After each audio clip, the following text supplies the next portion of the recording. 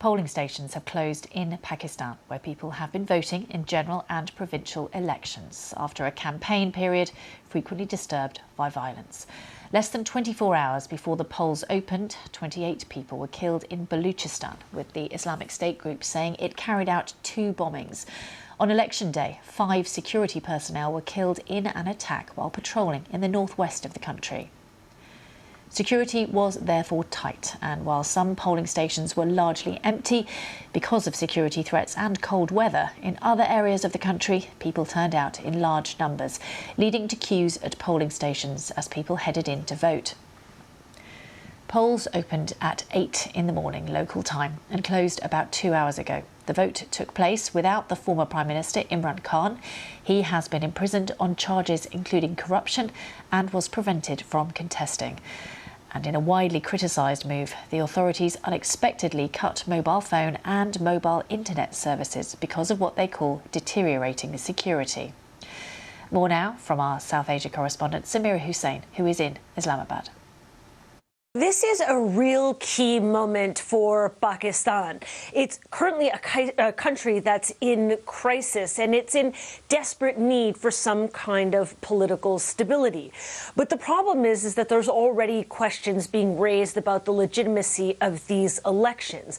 And key to Pakistan's future is people being able to accept and respect the legitimacy of the newly elected government.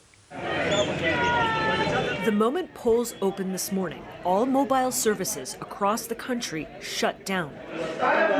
Despite assurances communications would not be cut, the government said security was deteriorating, citing yesterday's twin bomb blasts in the Balochistan province. But critics say it was just another attempt to stifle the electoral process.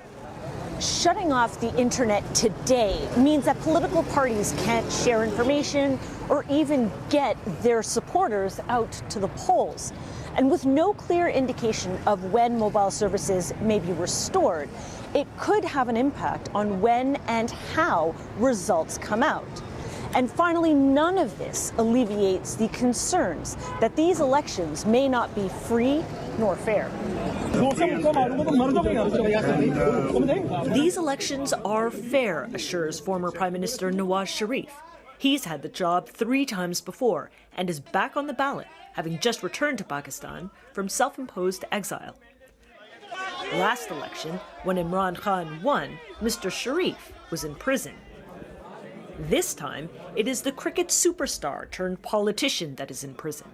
Despite his exceptional popularity, he's not on the ballot, disqualified from running.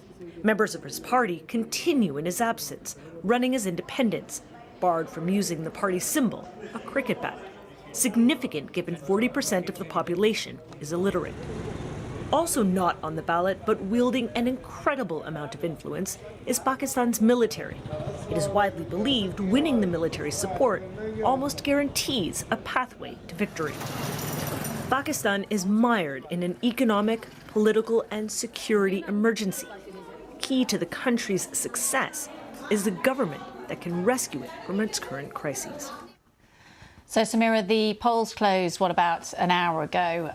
So could you just take us through the timetable, when you would expect to get some idea of the results? And, I mean, you were saying there about the turbulence in Pakistan politics. Is whatever the result is likely to be accepted?